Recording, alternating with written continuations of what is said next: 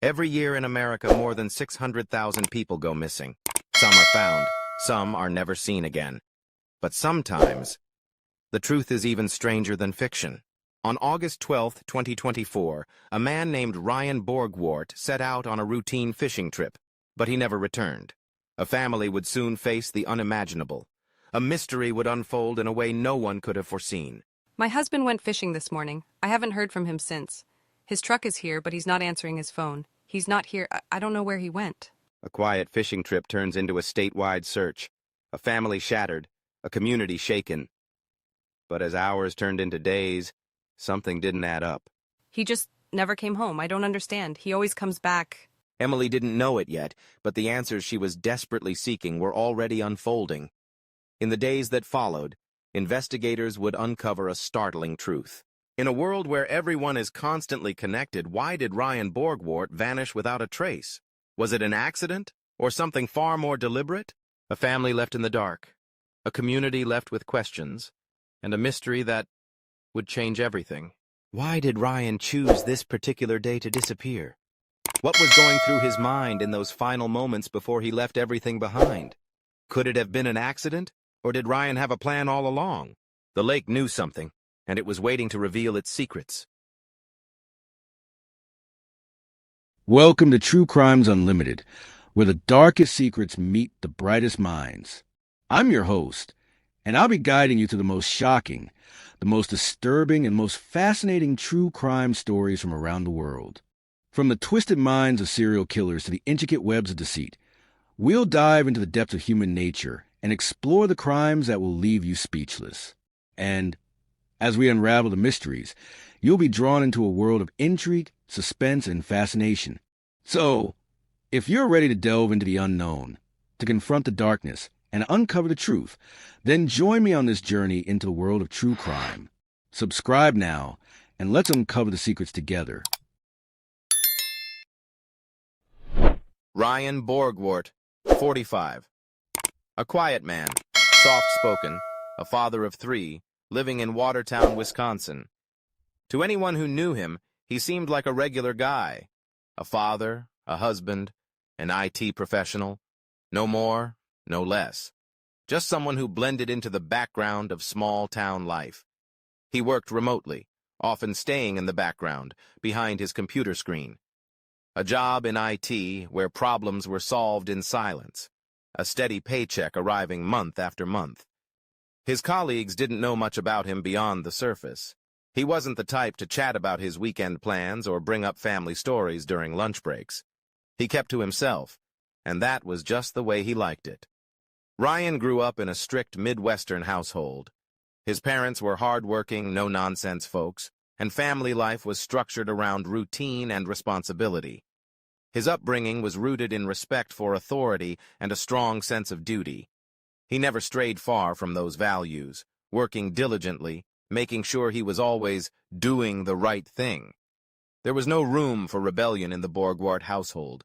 He played by the rules, and for the most part, that was enough. But did Ryan ever question those rules? Did he ever feel trapped in a life that, on the surface, looked perfect but underneath was slowly suffocating him? Ryan's personality was reserved. He wasn't outgoing, not much for crowds or parties. His social life was limited to work, the occasional family gathering, and long weekends spent alone at Green Lake, fishing. His one true passion, aside from his children, was solitude. The lake was his escape, a place where he could find peace and calm. In his kayak, floating over the still waters, Ryan found moments of freedom, far away from the responsibilities of family, work, and the demands of everyday life. His wife, Emily, described him as dependable and steady, qualities she appreciated, but over time she started noticing the subtle signs of a shift. Ryan wasn't the same. He'd retreat into his space more often, leaving her to deal with the chaos of their 3 children alone. They still shared meals, but something was missing. His gaze seemed distant. His responses were short. He would spend hours locked away in his office, no explanation, just the hum of his computer. But was it simply stress? Was the pressure of raising 3 children, managing a career, and keeping up with household demands finally catching up with him? Or was there something more, something beneath the surface that even Emily couldn't see? Was Ryan pulling away from his family? Or was he already planning his escape from the very life he had built? Ryan had few close friends. His social circle was limited to a handful of people he knew from work, or the occasional neighborly hello. He didn't attend local events, didn't seek out others for company. In fact, his neighbors described him as a bit of a mystery. They knew his name, waved when they saw him, but that was about it. He was there, but not really. Private but dependable, one of his neighbors said, which seemed to sum up Ryan's entire existence. His lack of social media presence only added to the mystery. In today's world, everyone was online, sharing moments of their lives, thoughts, and dreams with the world. But Ryan, he didn't have a Facebook account, no Instagram photos, no Twitter feed. It was as if he were trying to remain invisible. A man who didn't want to be found, said one acquaintance. But what was he hiding? Was he simply uninterested in the online world, or was it something deeper? What was Ryan Borgwardt really hiding behind his closed laptop, locked phone, and silence? Why did Ryan feel the need to be invisible? What was he running from? It wasn't long before Emily noticed changes in her husband's behavior. At first, it was little things. Ryan began locking his devices when he wasn't using them. His phone, which was always within arm's reach, suddenly disappeared into his pocket or another room. He began leaving the house more frequently, and when Emily asked where he was going, he gave vague answers. Sometimes it was work, sometimes just taking a walk. But each time he seemed more distant, more elusive. His demeanor became withdrawn. He would sit in the same room as Emily, but his mind seemed far away. He would gaze out the window, lost in thought, as though there were somewhere else he wanted to be. Emily tried to reach out to him, asking if something was wrong, but Ryan always brushed her off. "I'm fine," he'd say, but Emily knew it wasn't true. Something was changing, but she didn't know what. As the weeks passed, Emily began to feel as though she was living with a stranger. The connection they once shared seemed to dissolve. The intimacy they had built over the years faded into a hollow routine. And yet, Ryan didn't seem to notice.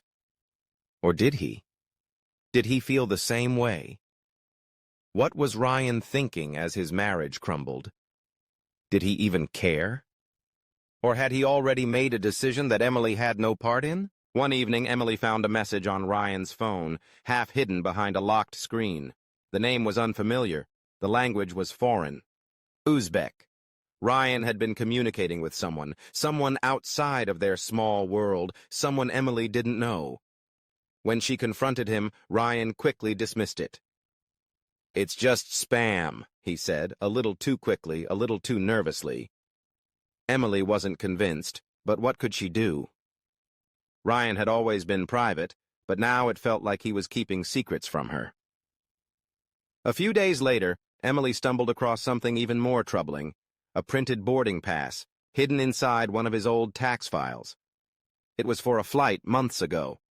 She didn't recognize the destination. When she asked Ryan about it, he was quick to change the subject. But the seed of doubt had already been planted.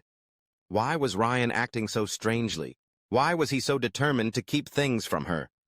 Had the life they had built, this home, these children, become nothing more than a burden to him? Had Ryan already made plans to leave? And if so, why?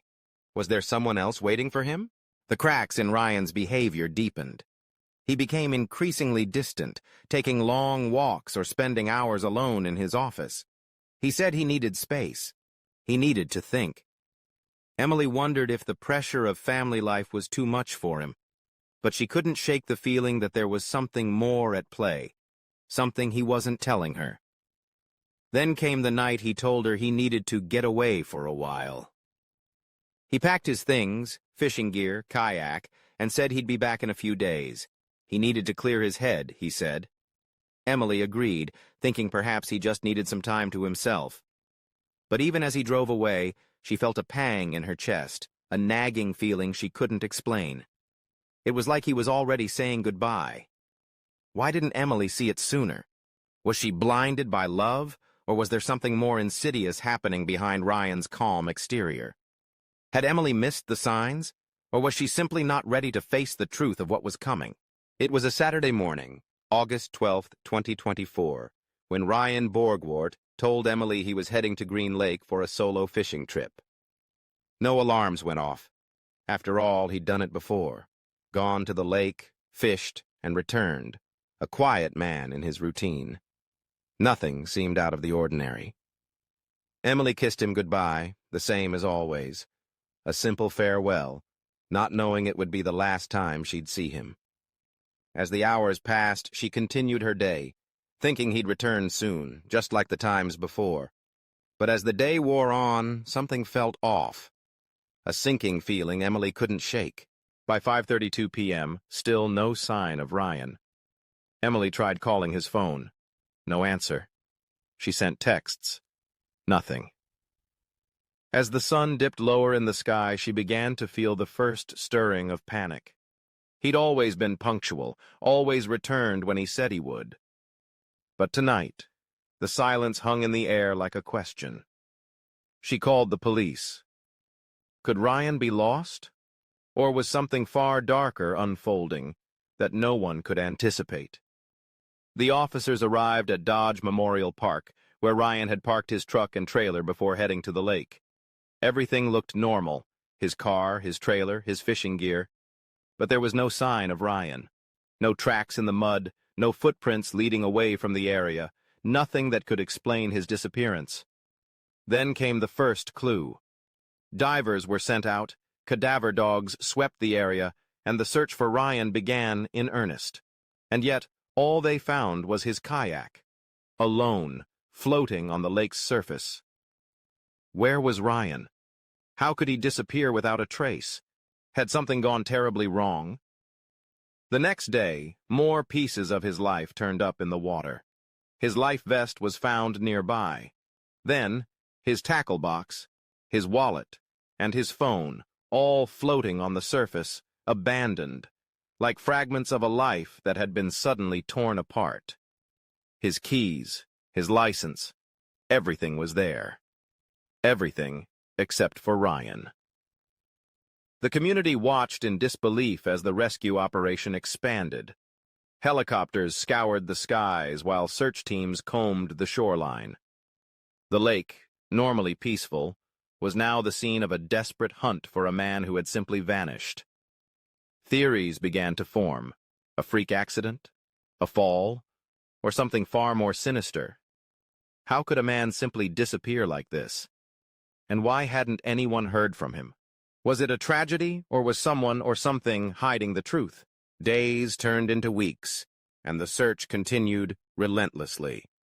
Dive teams braved the murky depths of Green Lake, hoping to find any sign of Ryan. Cadaver dogs worked tirelessly, their handlers desperate for a breakthrough.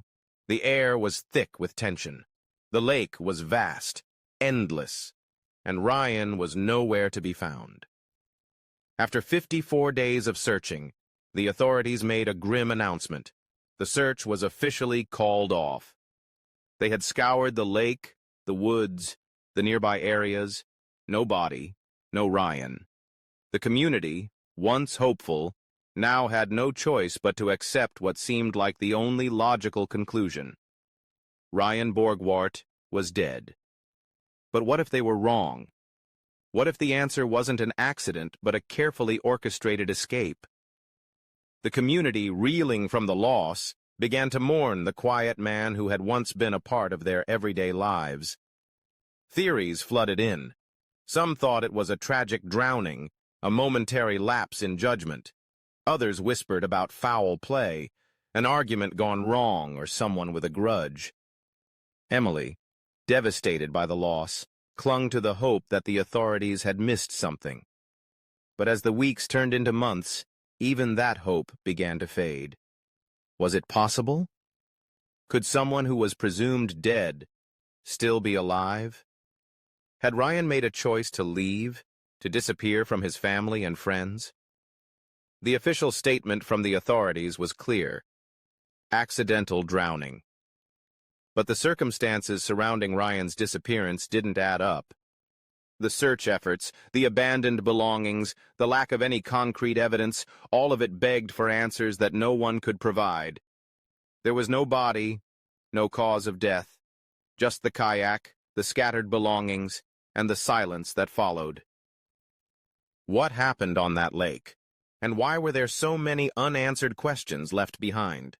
For Emily, the pain of not knowing was the hardest part. What had happened to Ryan? Had he drowned? Or had he staged the entire thing? Was he somewhere, hiding from the world, leaving his family to pick up the pieces? As the search ended, Emily was left alone with her questions. And as time passed, the possibility of a truth far more complicated than she could ever imagine began to emerge. If Ryan faked his death, why? And where could he possibly be? The investigation slowed to a pause. Days turned into weeks. Sheriff Mark Podol, despite the overwhelming lack of physical evidence, refused to accept the simple narrative of a tragic drowning. There were too many inconsistencies, too many pieces of the puzzle that didn't fit. Ryan's disappearance was no accident. Podol was certain of that. But it wasn't until Emily handed over Ryan's laptop that the case began to take a disturbing turn. Emily had been hesitant, unsure if it would reveal anything. But her trust in the system led her to make the painful decision. She handed it over to the authorities, hoping it might provide the answers she so desperately sought.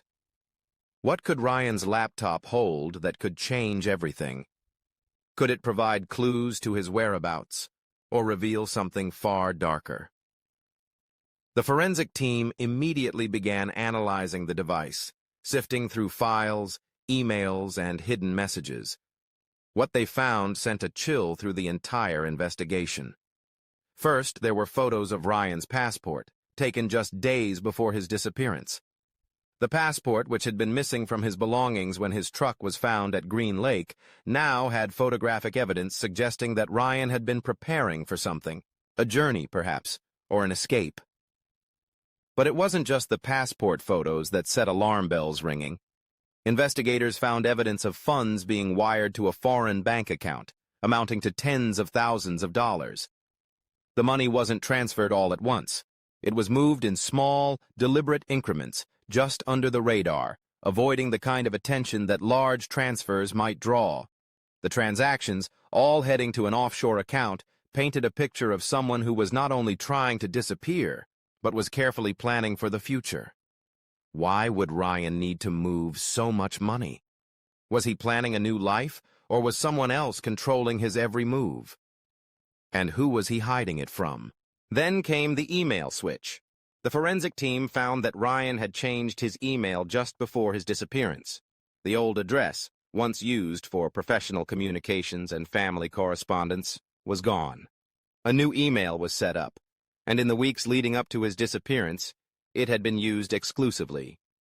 Was Ryan hiding something in those emails? Was there a person behind this sudden need for secrecy?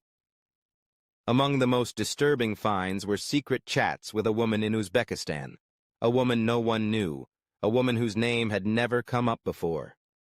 The conversations were cryptic, full of plans, but also riddled with secrecy. Ryan was clearly communicating with her in code, using strange phrases that didn't make sense at first glance. What was their connection? And why was he keeping it hidden? Who was this woman? What kind of relationship did Ryan have with her? Was she involved in his disappearance, or was she just a pawn in a much larger game? Then, a discovery that no one could have anticipated. A $375,000 life insurance policy had been taken out on Ryan's life just months before his disappearance. The policy had been structured in a way that would only pay out if he died under certain conditions. Accidentally drowning in Green Lake? No payout. But a staged death? A disappearance? That could trigger the policy. The timing was suspicious, the amount was excessive, and the conditions surrounding it made no sense. Unless, of course, Ryan was planning something big. A plan to disappear, to leave everything behind without leaving a trace. And that's when the pieces finally began to fit together. Why would Ryan take out such a large life insurance policy? Was he expecting to die? Or was this just a way to ensure his family would be taken care of after he disappeared? Sheriff Podol, as the pieces clicked into place, gathered the investigators. He stood at the front of the room, his gaze steady, but his voice shaken by the weight of the revelations. We knew Ryan didn't drown. He escaped. He planned this. All of it. His words struck like a hammer. No longer could they entertain the idea of an accidental drowning. This was no tragic misstep. Ryan Borgwardt had orchestrated his own disappearance. But why? And who was involved? Was it the woman from Uzbekistan? Did she play a role, or was Ryan hiding something even more sinister? The sheriff didn't know, but he was certain of one thing. Ryan had staged his death to escape the life he had built. What drove Ryan to go this far? Was he in danger, or was he simply running from a life he could no longer bear? What did he think he would find in the shadows of his escape? The more they uncovered, the more the investigation shifted. Ryan wasn't just a victim of a tragic accident. He was a man who had made a choice. He had carefully planned every detail, every step leading to his disappearance. And yet, the deeper they dug, the more questions arose. Ryan's family, especially Emily, was left in the wake of his calculated departure. How could she ever trust the man she had known for years? The man who had promised her everything, but now, she realized, had been hiding something far darker than she ever imagined. How could Emily not have seen the signs? Was she so blinded by love that she missed the truth?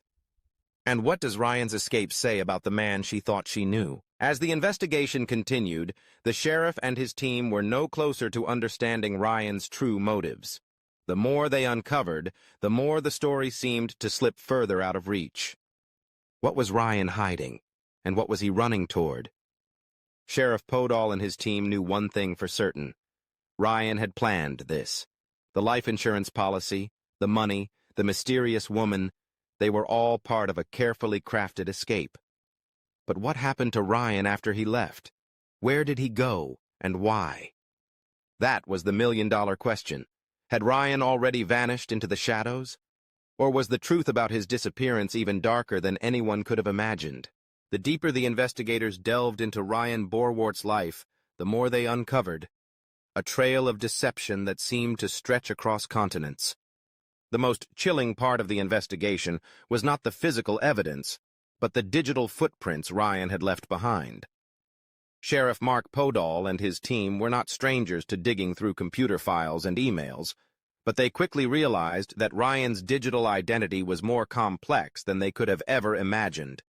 Every lead they followed, every trace they uncovered, pointed to one thing.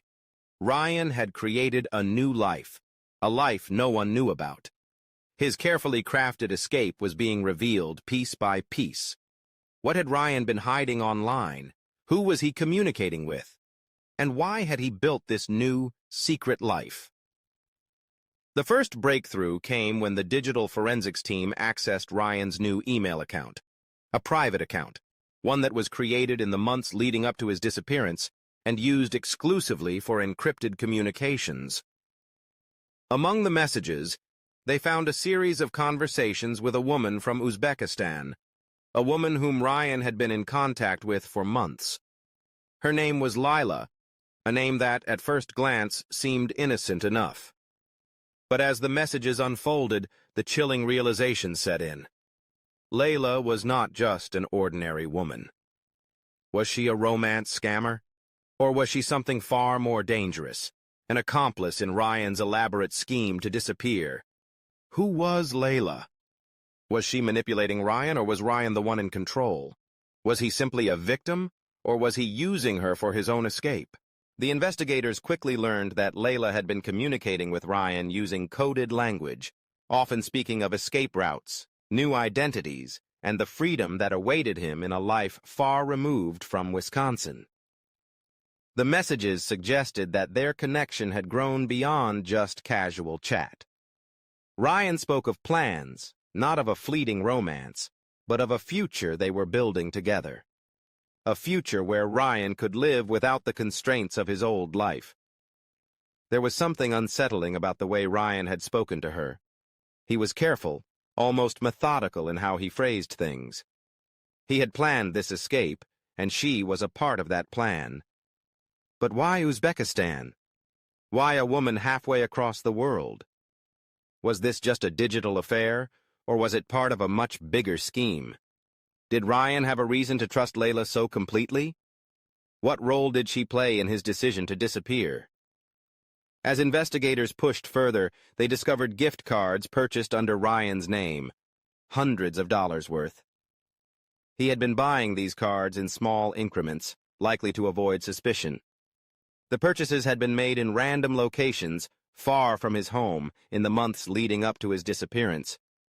The team was now certain. Ryan had been using these cards to fund his escape. He wasn't just making small personal transactions. He was systematically preparing for a life far beyond the confines of Green Lake, Wisconsin. The gift cards weren't just for online purchases. They were part of a larger plan to ensure that he could move money without leaving a trace. Why would Ryan need to buy gift cards in such large quantities? What was he trying to avoid? Who was he hiding from? And was this his only method of securing funds for his new life? But it wasn't just the gift cards that left the authorities puzzled. Investigators soon discovered that Ryan had obtained a new passport in the months before his disappearance. The passport was issued under an alias, and it was done so in a way that seemed calculated, almost as if he had been preparing to leave for quite some time. The passport had been issued by an official agency, but with the name of a man who didn't exist in any public record. The investigators were left with one chilling possibility. Ryan had been planning to disappear long before his fishing trip to Green Lake. Then came the most damning evidence, a crucial timestamp. Just one day after he was reported missing, Ryan's passport was scanned at the Canadian border. The authorities were stunned. There it was, proof that Ryan had left the country days after his disappearance. And just like that, the theory that Ryan had drowned was no longer viable. This wasn't a missing person case, it was the case of a runaway husband. Had Ryan been planning to leave all along? How had he known he would have the opportunity to escape? And why Canada? The theory had shifted, and with it, the entire investigation. What had once seemed like a tragic disappearance now appeared to be a premeditated escape. Ryan had planned his disappearance with cold precision. The kayak, the life insurance, the new passport, the gift cards, they were all part of a single calculated move to escape the life he had built. But the questions didn't stop there. If Ryan had planned to disappear, then what did that say about his life in Wisconsin? Was he truly unhappy with everything? His family, his job, his home? Was his disappearance an act of rebellion, a way to take control of a life he could no longer bear? What made Ryan feel trapped? Did he feel like a failure? Or was there something deeper at play, something more sinister that drove him to stage his own death?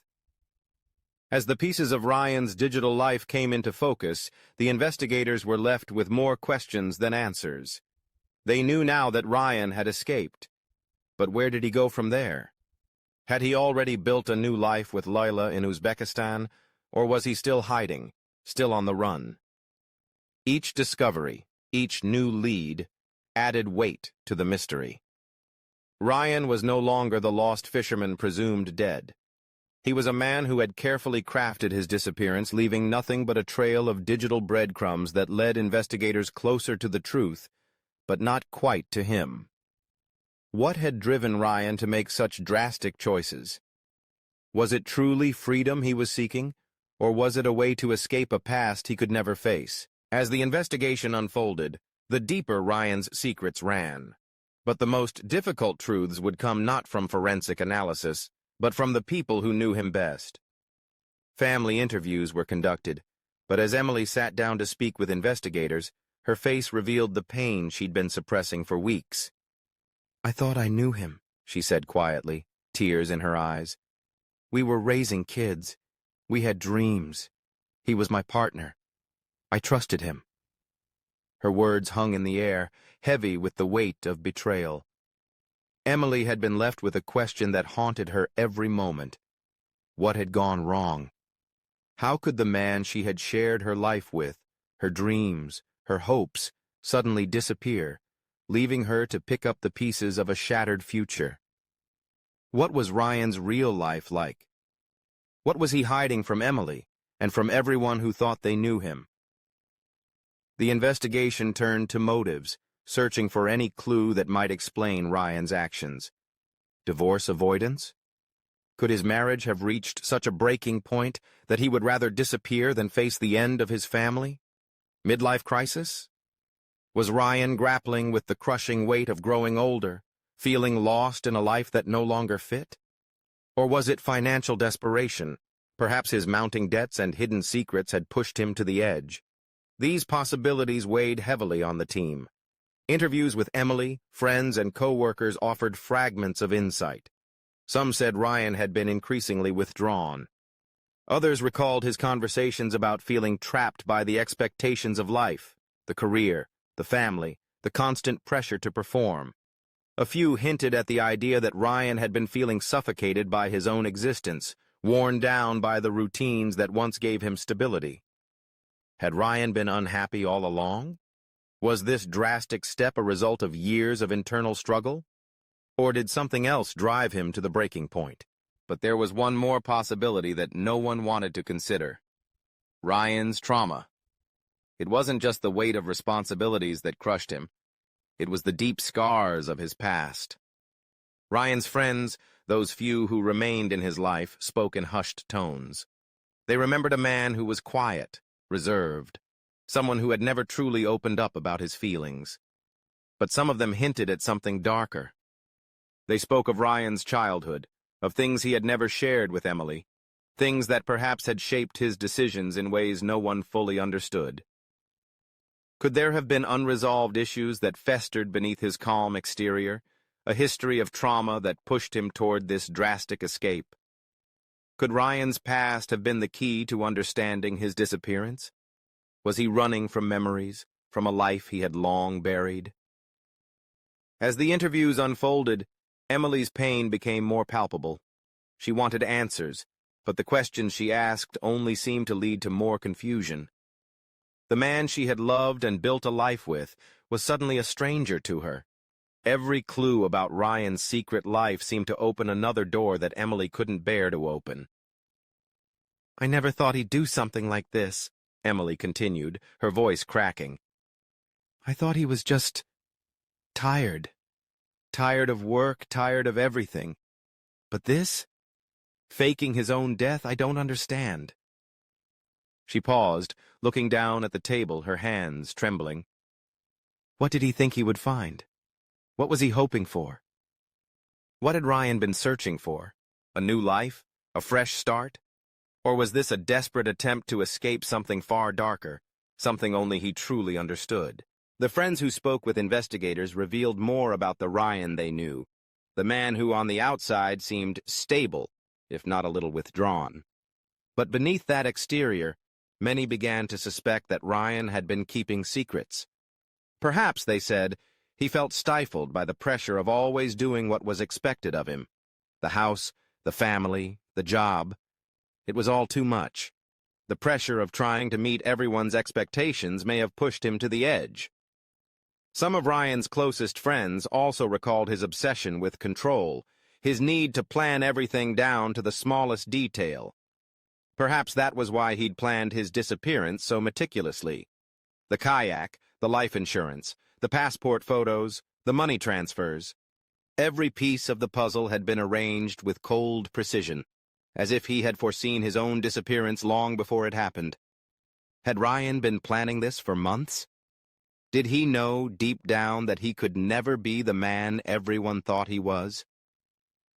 The more they learned about Ryan's state of mind, the more they realized how calculated his actions had been. He hadn't just walked away from his life, he had systematically erased it. The pieces fell together. The bike, The foreign transfers, the insurance policy. It wasn't a moment of panic. It was the culmination of months, maybe even years, of planning.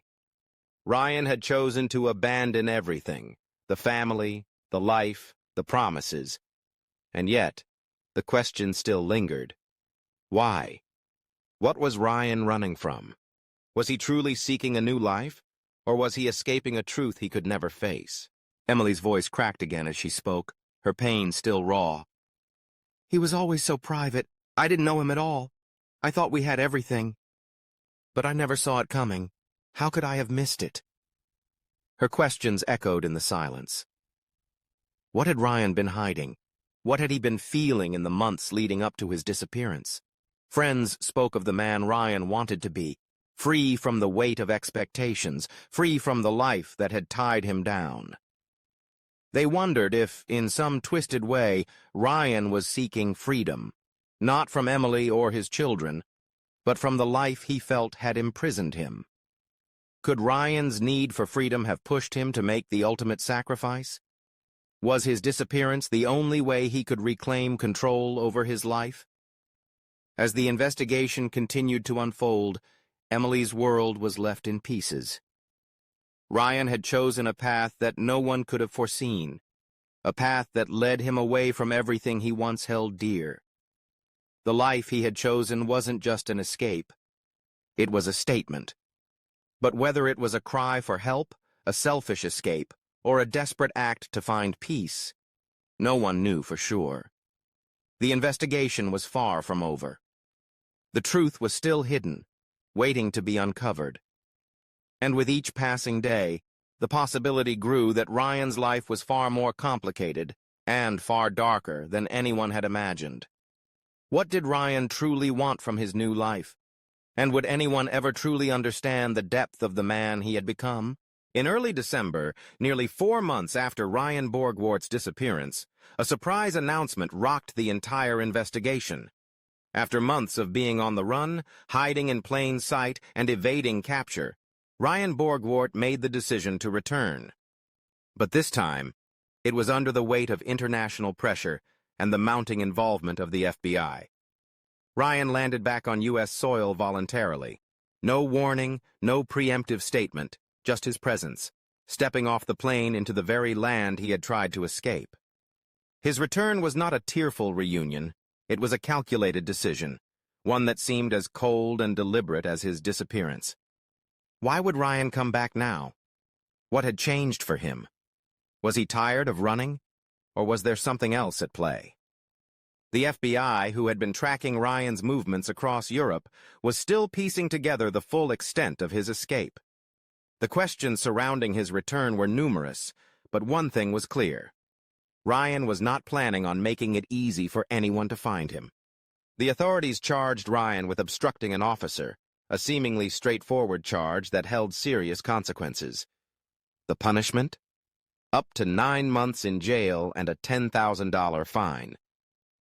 But when Ryan stood in court, his demeanor was eerily calm. His attorney entered a not guilty plea on his behalf, and bail was set at a modest $500. What was Ryan's strategy? Did he think he could simply walk back into his old life with minimal consequences? Or was there something else he was counting on, something he had planned for his return? Sheriff Mark Podol, who had been at the forefront of the investigation, made it clear to the media that he was not about to let Ryan off the hook. This wasn't just a missing person case. This was a deliberate, calculated act. We will be seeking restitution for the massive, expensive search effort that was required to find him. The sheriff's words were a promise, a warning that the emotional and financial toll Ryan's disappearance had taken on the community would not be forgotten. The search effort had cost the county hundreds of thousands of dollars. Dive teams, helicopters, cadaver dogs, every resource had been mobilized, only for Ryan to slip away unnoticed. Was it fair for the sheriff to demand restitution? Was Ryan responsible for the chaos he had caused, or was he simply a man who had lost his way? As news of Ryan's return spread, the community was torn. There were those who felt sympathy for him, who believed that Ryan's actions had been the result of an unbearable life, one that had driven him to extreme measures. Some believed he had simply lost himself, trapped in the monotony of his existence, and that his actions had been an attempt at reclaiming his freedom. On the other side, there were those who felt nothing but outrage. Ryan had put his family, his community, and his law enforcement officers through hell. They had grieved for him, searched for him, and assumed he was dead, only for him to reappear as though nothing had happened. To these people, Ryan wasn't a man who needed saving. He was a fugitive who had manipulated everyone around him. How would Ryan ever repair the relationships he had shattered? Could he ever make up for the pain he had caused? Or was it too late for forgiveness? As Ryan's court date approached, emotions ran high. Emily, in the midst of this whirlwind, was still struggling to comprehend what had happened. She had spent months grieving the loss of her husband, only to have him return with no remorse, no explanation. Her thoughts were a mix of anger, confusion, and lingering love. "How could he do this to us?" she asked, her voice thick with emotion. "How could he watch us suffer and not say a word?" Her questions were echoed by many in the community. They wondered if Ryan had ever truly cared for anyone other than himself. Had he ever considered the damage he would leave in his wake? Or was his need for escape so strong that it blinded him to everything else? What was going through Ryan's mind during all of this? Was he aware of the consequences of his actions? Or had he simply shut out everything but his own survival? In the courtroom, Ryan's demeanor remained unchanged, stoic, cold, almost robotic. As his defense attorney argued for leniency, the prosecutor painted a picture of a man who had staged his own death, deceived his family, and manipulated the entire justice system. The contrast was striking. To the prosecution, Ryan was a man who had committed a calculated crime. To his supporters, he was simply a man who had lost his way, and was now paying the price for his mistakes. Sheriff Podol's voice rang out, steady and unwavering. This wasn't just a missing person case. This was a deliberate, manipulative act, and now he will answer for it. How would Ryan answer for his actions? Would the community ever see him as anything other than a man who betrayed their trust? Could he ever face the consequences of his escape and rebuild what he had torn apart? As the weeks passed, Ryan's story began to take on a new shape. The community's anger began to give way to confusion, then resignation. What was his true motive? Was he simply running away from a life he felt trapped in, or was there something deeper, something buried within him that led him to go this far? Emily, for her part, continued to struggle with the reality of Ryan's actions. She had loved him, had built a life with him, only to see it all come crashing down. But even as she grappled with the pain, she couldn't help but wonder if there was more to Ryan's story than she had ever understood. Was Ryan truly guilty, or was he just another victim of his own circumstances? Could Emily ever find a way to forgive him? And what about the rest of the community? Could they ever look at him the same way again? In the wake of Ryan Borgwardt's return, the world that he once knew began to crumble around him. The family he had abandoned was now left to pick up the shattered pieces of their lives. Emily, after months of grappling with Ryan's actions, made the decision that many had expected, but none had fully prepared for. She filed for divorce. The papers were served quietly, but the emotional impact was anything but. Emily's decision wasn't just a legal step. It was the beginning of a painful journey towards reclaiming her own life. After everything Ryan had put her through, after the deception and betrayal, Emily knew she had no choice but to let go. But even as she made that choice, Emily was haunted by one question. How could she have been so blind? How could Emily ever rebuild after such a betrayal? Could she ever trust again? And what would life look like for her and the children in the aftermath of this monumental decision? Ryan's children, who had once looked up to him as their father, were now left without the man who had promised to protect them. They stayed out of the public eye, hidden from the media storm that had engulfed their family. The media, relentless as ever, sought to capture every moment of the fallout. But Emily kept them sheltered, trying to shield them from the truth of what their father had done. How could Ryan's children reconcile the man they had known with the man who had so carefully deceived everyone around him? Would they ever understand why he did what he did? Or was their relationship with him irreparably damaged? What kind of impact would this have on Ryan's children? Could they ever forgive him for leaving them without a goodbye? And would they ever know the truth behind his disappearance? Or would they grow up with only the shadow of their father's actions? As Ryan's legal case continued to unfold, experts and commentators began to weigh in on the implications of his actions. Many were stunned by the sheer audacity of his disappearance. How could a man simply vanish without consequence? How had the system allowed this to happen? How had Ryan managed to slip through the cracks for so long? Legal experts noted that vanishing, leaving one's life behind, was not in itself illegal. It wasn't illegal to disappear, they said. In fact, many people had successfully disappeared throughout history without breaking the law. The legal loophole was clear. Unless there was fraud or a criminal act involved, someone could simply walk away from their old life. But lying to police? That was a different story. Why wasn't disappearing illegal?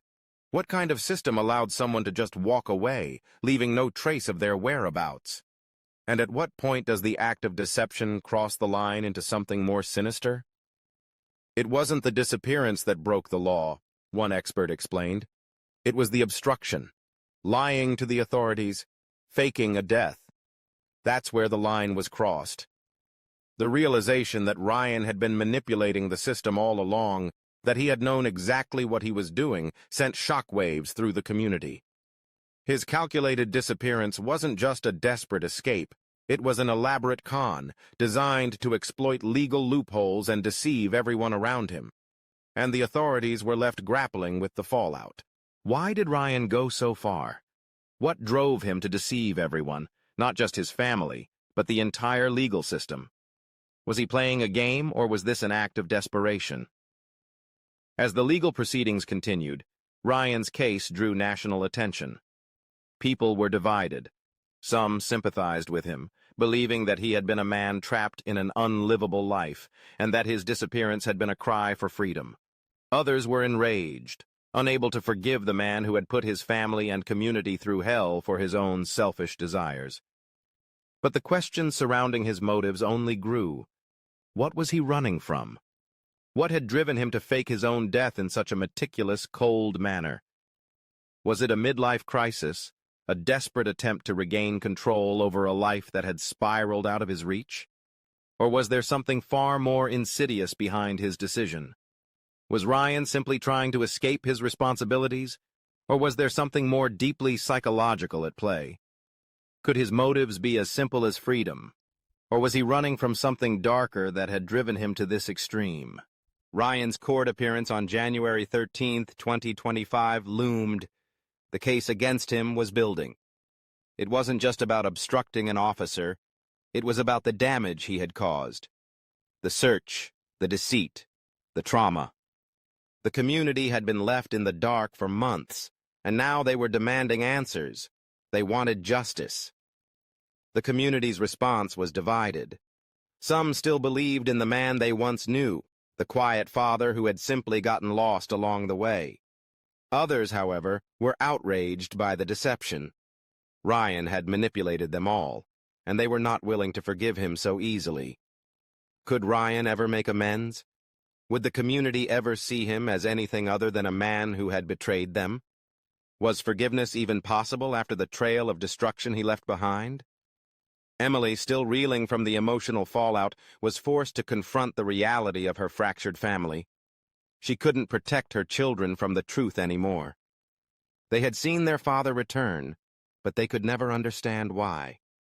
Their memories of him, their love for him, had been overshadowed by the betrayal of his actions. In the coming weeks, Emily would have to navigate her own path forward, one filled with questions, confusion, and heartbreak. And for Ryan, his future remained uncertain. The legal consequences of his actions were only beginning to take shape. But one thing was clear.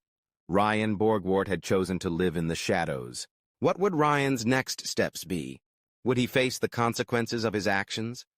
And could Emily ever find a way to forgive him? Or would the scars of his betrayal be too deep to heal?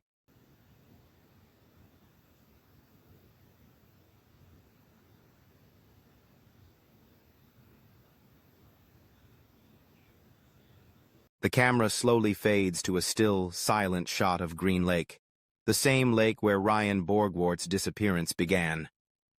The water is calm, undisturbed, as though it too holds secrets beneath its surface.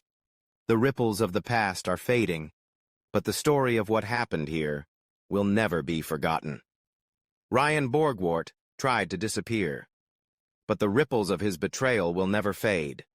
For those who were left behind, those who still carry the weight of his choices, the echoes of his disappearance will linger in the quiet moments, in the silences between his absence.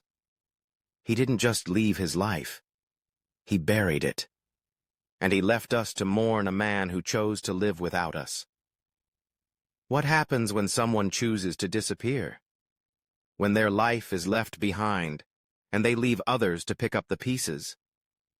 Ryan Borgwardt's story is one of betrayal, of secrets buried so deep they may never truly be uncovered. But the question remains, what happens to the ones left behind? To the family? The community? How do they rebuild after everything has been shattered?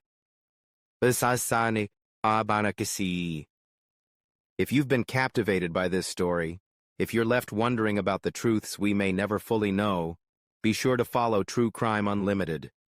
Don't miss out on the stories that reveal the darkest corners of the human experience, where trust is broken, lives are changed, and secrets unravel before our eyes. Join the thousands of true crime enthusiasts who've already subscribed for exclusive content, breaking stories, and deep dives into the cases you won't find anywhere else. Hit subscribe, turn on your notifications, and become part of our growing community. Together, we'll uncover the truths that others dare to hide. Be sure to comment below and share your thoughts on Ryan Borgwardt's case. What do you think drove him to such extremes? Can you ever truly escape your past? We want to hear from you. Your voices make this conversation stronger. Remember, the truth is always closer than we think. And in the world of true crime, it's never as simple as it seems. True Crime Unlimited. Uncover the truth, one case at a time.